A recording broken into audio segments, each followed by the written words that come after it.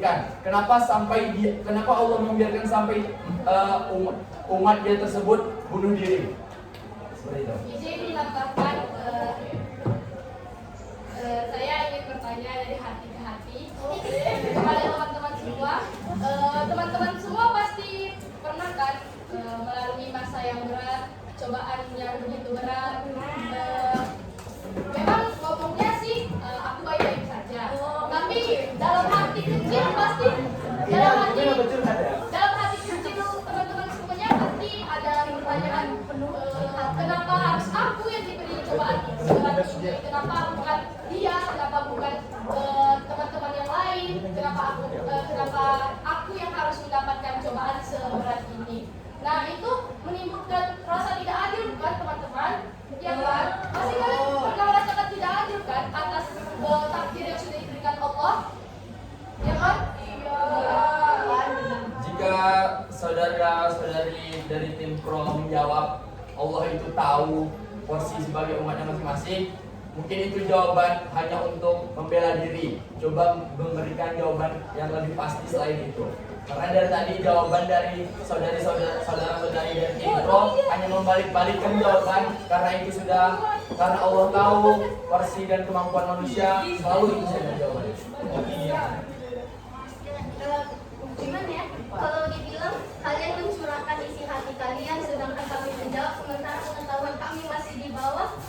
Jadi kami hanya menyampaikan isi logika kami dan menyampaikan beberapa ayat atau potongan atau isi ceramah dari beberapa sumber yang kami tahu. Sehingga kami tidak bisa memastikan bagaimana ini, bagaimana itu, karena kita tidak ada yang tahu bagaimana takdir ke depannya. Hanya Allah yang tahu. Bahkan Nabi Muhammad pun tidak diberitahu oleh Allah SWT kapan kiamat terjadi. Jadi sesungguhnya yang hanya tahu isi bagaimana dunia ini hanya Allah SWT. Jadi ketika kami menjawab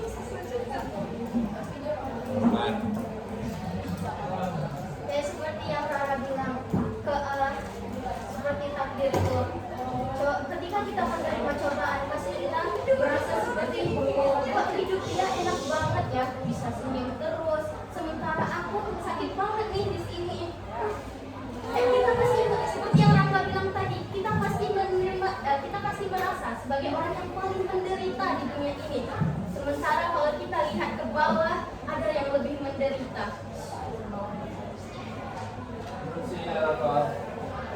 Rasulullah SAW bersabda, berbuat baiklah maka segala urusanmu akan dipermudah. Nah, bagaimana orang yang ditakdirkan dengan takdirnya buruk?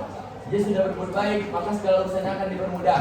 Jika saudara dan saudari menjawab lagi, kebahagiaan dan kenikmatan itu tidak hanya diukur dari segi materi, uang, namun dapat yang lain.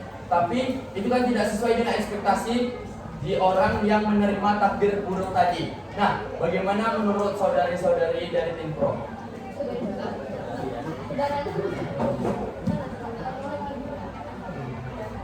Bisa diulang lagi, saudara Wahid? Lakukanlah amal kebaikan, maka segala urusanmu akan dipermudah. Rasulullah SAW bersabda. Nah, kenapa jika saudara-saudari bilang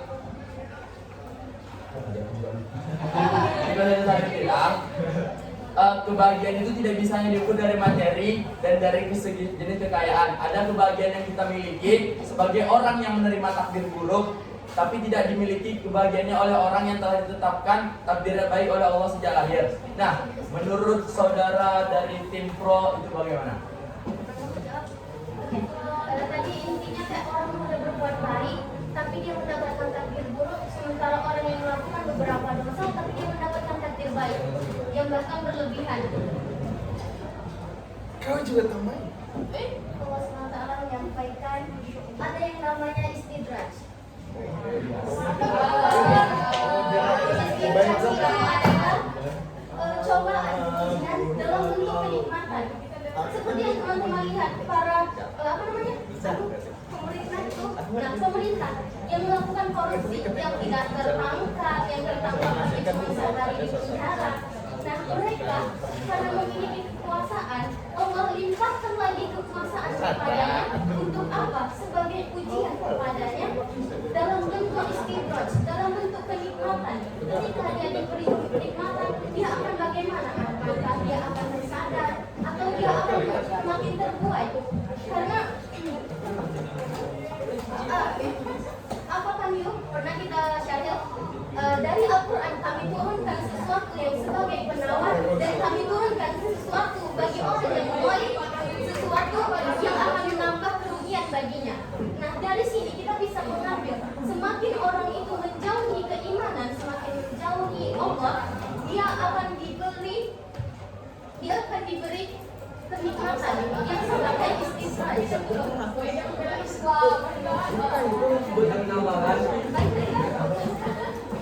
Bagi saudara perlu diingatkan untuk menafsirkan sebuah hadis Rasulullah itu tidak boleh semena-mena tafsir menurut diri sendiri. Karena tafsir itu tergantung dengan para yang ilmu agama kita tinggi. Bukan berarti dalam hadis tersebut kita mengatakan sesuatu yang baik pasti memudahkan semuanya. Tapi ketika kita melakukan baik ada keburukan. Jadi penafsiran tentang hadis itu tersebut salah. Perlu diingat kepada teman-teman.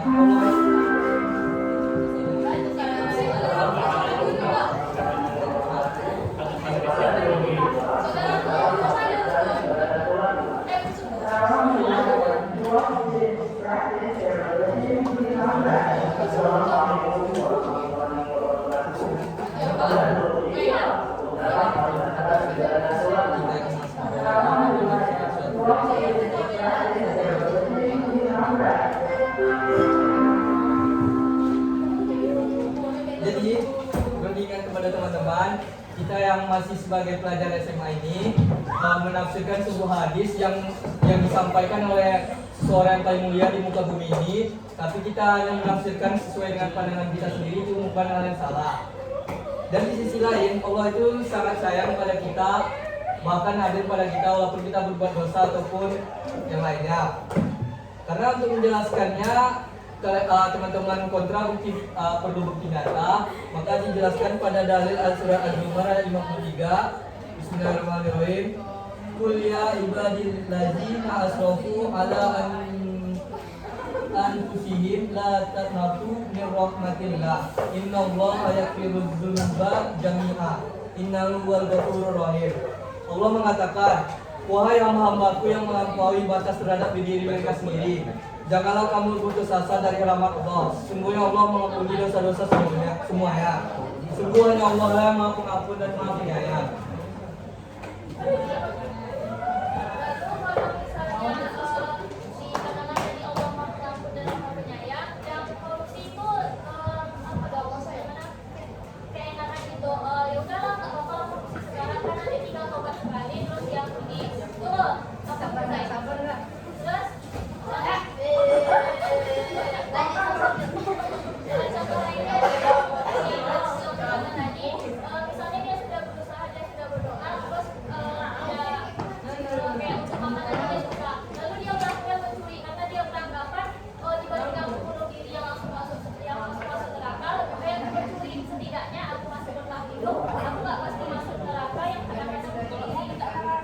Itu dia perbedaan tingkat keimanan seseorang. Kalau kita mendekatkan diri kepada Allah, apakah kita akan berpikir seperti sholat nggak bikin kenyang ya enggak?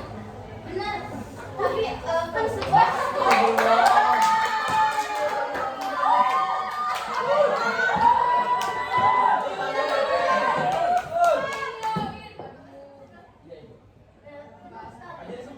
mungkin yang kita lihat hanya materi, hanya yang kita rasakan sebagai manusia itu hanya perut dan perasaan kan?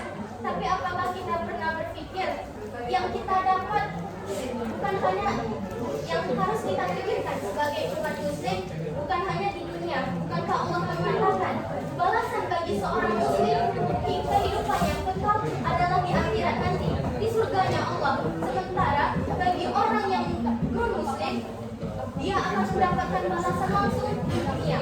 Jadi seperti yang kita lihat kok orang itu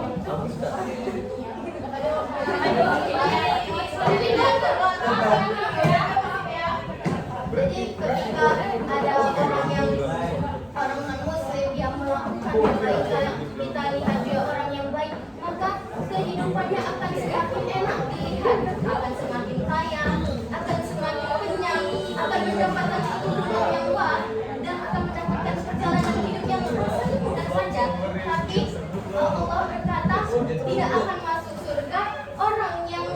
tidak mengucapkan la ilaha illallah Muhammadar Rasulullah.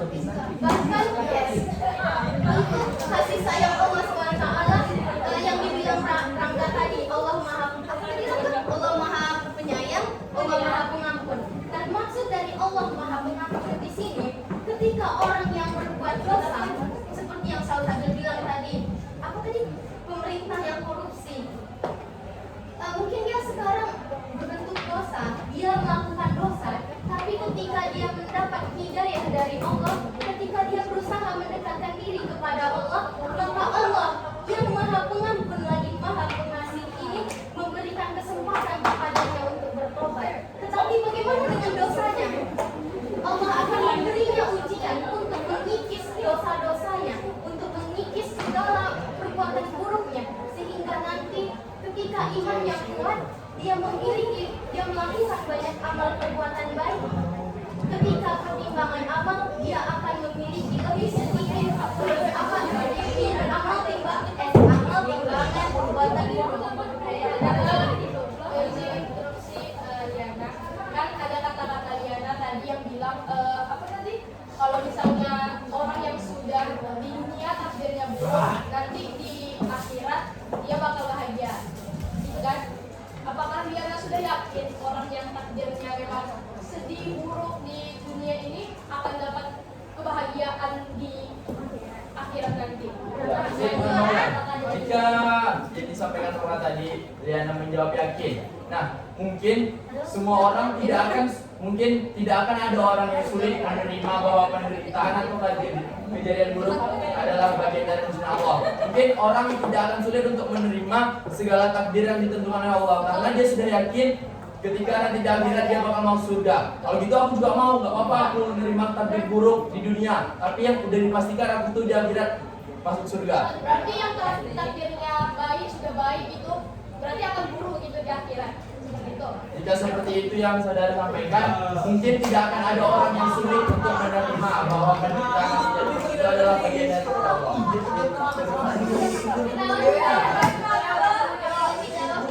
Tadi pernyataan Rana tadi, Diana, pernyataan pertama gimana tadi Rana?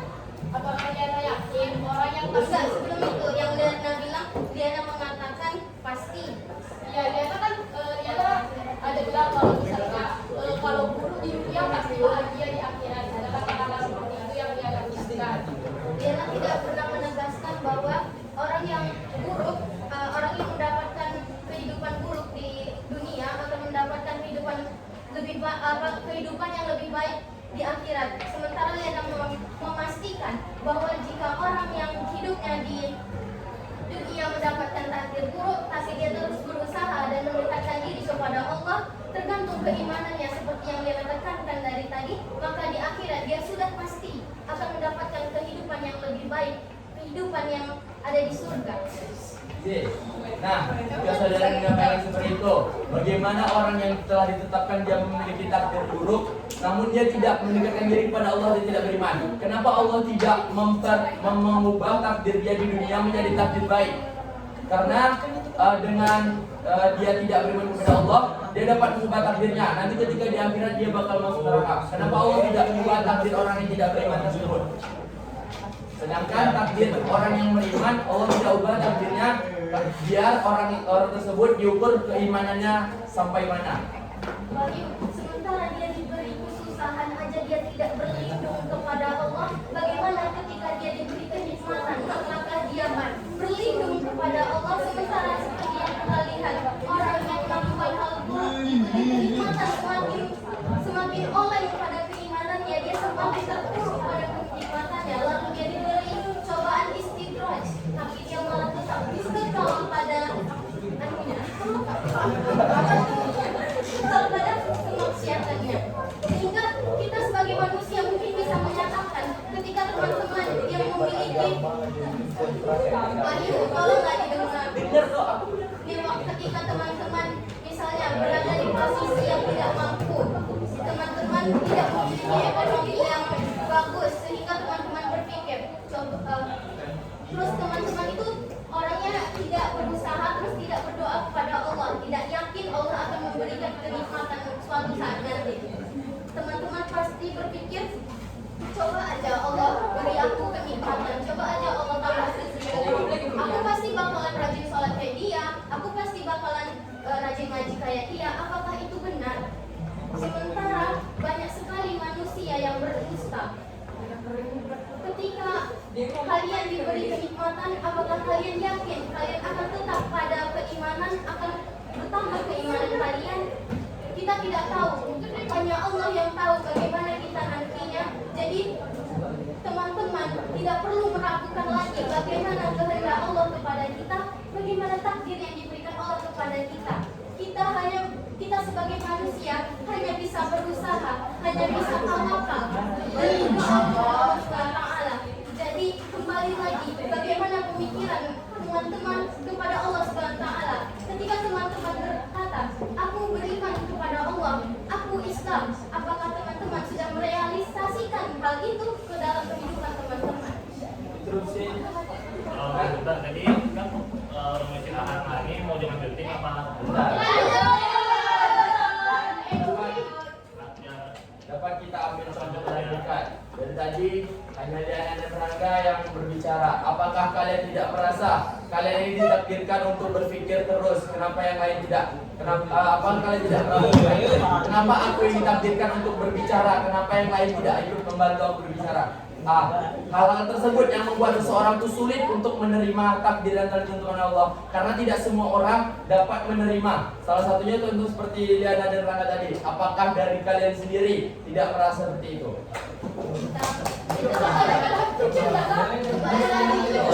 Sebenarnya saya juga lelah berbicara di sini. Tapi kembali lagi, mereka diberikan kesempatan oleh saya seperti teman-teman yang diberi kesempatan oleh Allah untuk merubah takdir teman-teman.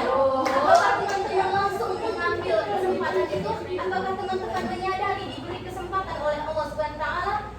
Tentu jawabannya ada yang iya, ada yang tidak. Ada yang menyadari dan ada yang tidak. Tetapi ketika dia menyadari, apakah dia langsung mau? Apakah dia memiliki keinginan mau? Seperti yang sekarang ini, teman-teman ini diberi kesempatan untuk berbicara, tetapi mereka tidak mau. Apakah itu salah saya? Kembali lagi kepada diri teman-teman. Apakah kalian mau menerima takdir dari Allah? Apakah kalian mau merubah takdir buruk yang diberikan oleh Allah? Karena setiap takdir tidak ada yang selalu buruk. Kita harus melihat bagaimana hikmahnya, bagaimana itu menjadi pelajaran bagi kehidupan kita. Kita tidak bisa menilai setiap takdir itu buruk. Kita melihat bagaimana takdir itu bagi kehidupan kita. Ketika kita diberi ujian ini, tubuh kita semakin kuat, hati kita semakin teguh, dan keimanan kita semakin meningkat kepada Allah. Lalu bagaimana kalian bisa menyebutnya sebagai takdir yang buruk? Sementara dengan takdir itu, teman-teman semakin meningkatkan iman, sehingga Allah semakin sayang dan kasih kepada teman-teman. Oke, terima kasih Diana. Setelah 45 menit kita berdebat, mungkin ada baiknya kita dari tim pro dan kontra mendengarkan sedikit kesimpulan dari narator kita. Mungkin narator sebagai tim pendengar dan tim netral dapat menyimpulkan hasil perdebatan antara kita tim pro dan kontra.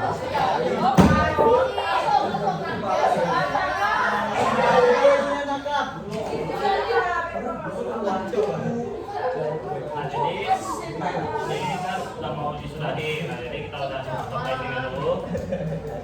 Menurut saya, Ini jangan Ada.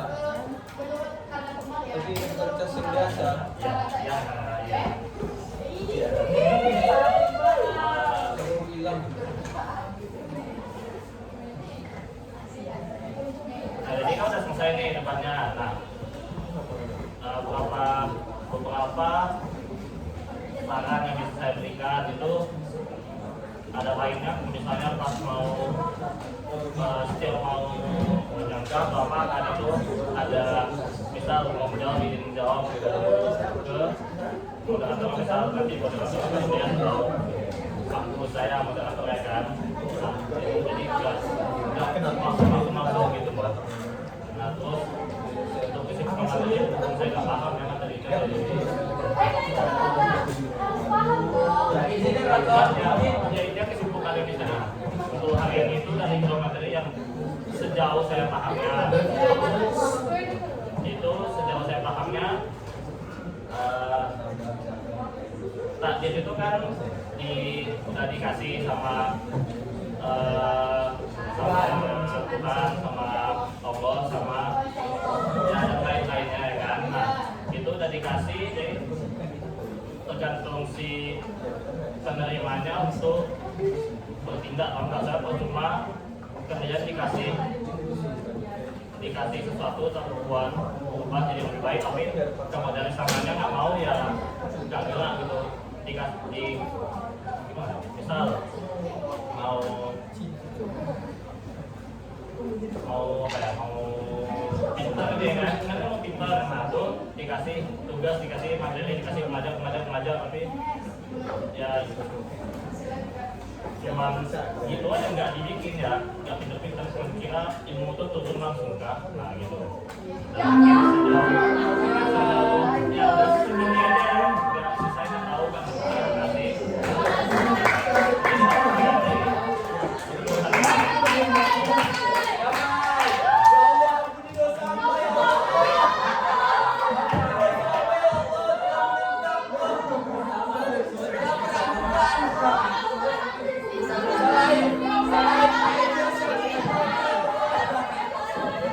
Nggak bisa ya Allah.